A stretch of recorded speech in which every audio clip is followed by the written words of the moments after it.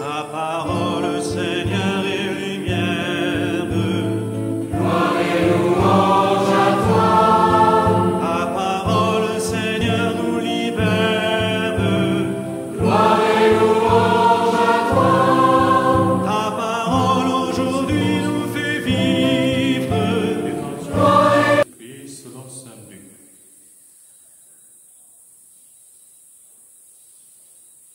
En ce temps-là, Jésus disait à ses disciples, « Il faut que le Fils de l'homme souffre beaucoup, qu'il soit rejeté par les anciens, les grands prêtres et les scribes, qu'il soit tué et que le troisième jour, il ressuscite. » Il la disait à tous, « Celui qui veut marcher à ma suite, qu'il renonce à lui-même, qu'il prenne sa croix chaque jour et qu'il me suive. Car celui qui veut sauver sa vie la perdra, mais celui qui perdra sa vie à cause de moi la sauvera. Quel avantage en effet un homme aura-t-il à gagner le monde entier s'il se perd ou se ruine lui-même? » Acclamons la parole de Dieu. Chers frères et sœurs, depuis hier, le mercredi décembre, nous avons entrepris un long entraînement. Un entraînement qui va durer 40 jours. 40 jours pendant lesquels nous accompagnons notre Seigneur Jésus-Christ au désert. Au désert pour vivre de la prière, du jeûne, mais aussi du partage de l'aumône. Ce sont les trois grands piliers du temps de carême que nous sommes invités à exercer. Exercer la prière, si nous ne prions pas souvent assez. C'est le moment, pendant ce temps de carême, de prier un peu plus davantage. Prier pour nous-mêmes, prier pour nos proches, prier même aussi pour nos ennemis. Si nous n'avions pas cette culture de la prière, le temps de carême nous est donné pour nous approcher davantage de notre Seigneur, pour nous approcher davantage de Dieu, dans une prière simple, une prière humble, une prière généreuse. Nous devons également apprendre à faire pénitence, à jeûner. Mais de quoi gênons-nous en réalité? Est-ce simplement de la nourriture comme on en a l'habitude de le faire, ou nous avons d'autres lieux dans nos vies où nous devons jeûner, nous devons faire pénitence? Ça peut être jeûner en paroles, des mauvaises paroles qui sortent de nos bouches, et de prendre des résolutions pour enfin dire à nos frères et à nos sœurs des paroles plus encourageantes, des paroles qui donnent la vie, comme la première lecture d'aujourd'hui, tirée du livre du Deutéronome, nous recommande de choisir la vie, de choisir la bénédiction, plutôt que la mort ou la malédiction, de suivre la vie. Et donc, dans nos paroles respectives, frères et sœurs, nous devons susciter chez les autres la vie et non pas la mort. Nous devons susciter chez les autres les bénédictions et non pas la malédiction. Voilà peut-être un lieu où nous pouvons faire pénitence.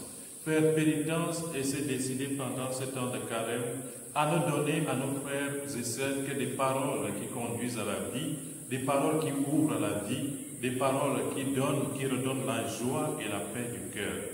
Nous pouvons également gêner pour la plupart des personnes à toutes ces informations, ces bonnes ou mauvaises informations que nous entendons au quotidien. Il y en a qui ne vivent que de ça. Mais nous pouvons aussi gêner à cela. Gêner à cela pour écouter un peu plus davantage la parole de Dieu, pour méditer la parole de Dieu plutôt que de méditer sur les journaux, les textes des journaux qui courent à longueur de journée. Frères et sœurs, nous pouvons aussi faire pénitence en décidant de donner de notre temps aux autres, de déchirer nos cœurs, comme nous le disait le prophète Joël hier, déchirer nos cœurs pour les laisser ouverts, d'abord au Seigneur, mais aussi ensuite à nos frères et sœurs qui ont le plus besoin de nous, donner de notre temps aux autres. Cela aussi, c'est une forme de pénitence qu'on ne fait pas habituellement. Et à la fin, il nous était demandé dans le troisième pilier, justement, de partager, de faire le monde. Ce monde peut aussi être dans la disposition que nous avons à l'égard des autres, dans le temps que nous consacrons à la parole de Dieu, dans le temps que nous consacrons à observer les commandements de Dieu.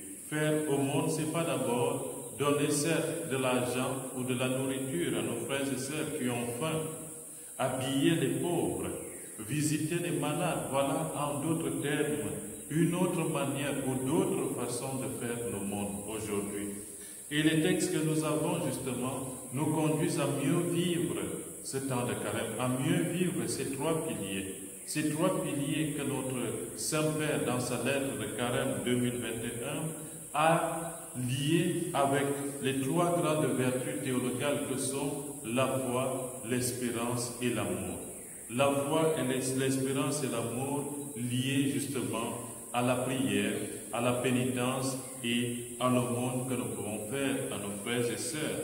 Et la question que le Seigneur nous pose aujourd'hui, puisqu'il nous invite à choisir la vie, à choisir les bénédictions, ces bénédictions qui viennent en ce temps de carême, la question qu'il nous pose est celle de savoir à quoi nous servirait-il de gagner le monde entier si nous perdons notre vie, si c'est pour nous égarer que nous le faisons.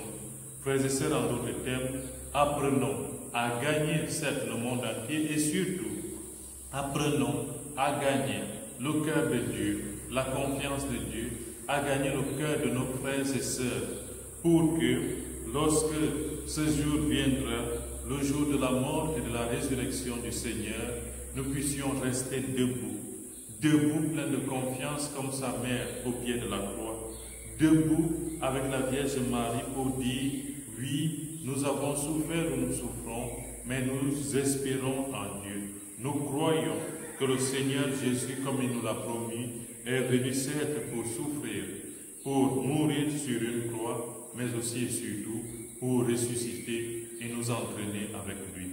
C'est donc avec lui qu'il veut nous entraîner et c'est avec lui qu'il veut que nous vivions ce temps de carême. Prenons des résolutions, frères et sœurs. Peut-être chacun et chacune d'entre nous pourrons peut-être choisir cette année, pour le temps de carême, choisir ne serait-ce qu'un seul Dieu dans notre vie pour nous convertir davantage. C'est un travail que nous faisons toute notre vie et le Seigneur nous donne ces possibilités, cette grâce extrême du temps de carême pour que nous puissions davantage nous convertir et nous approcher de lui. Ne ratons donc pas cette occasion. Ceux qui ont des choses à faire, qu'ils le fassent tant qu'il est encore temps. Il ne se fait jamais tard devant le Seigneur. On est vivant et c'est cette vie éternelle que le Seigneur veut pour chacun et chacune d'entre nous. Que nous ne rations non pas les grâces qui sont données en ce temps de carême. Profitons de ces grâces pour nous approcher de Dieu et surtout nous approcher aussi de nos frères et sœurs. Amen.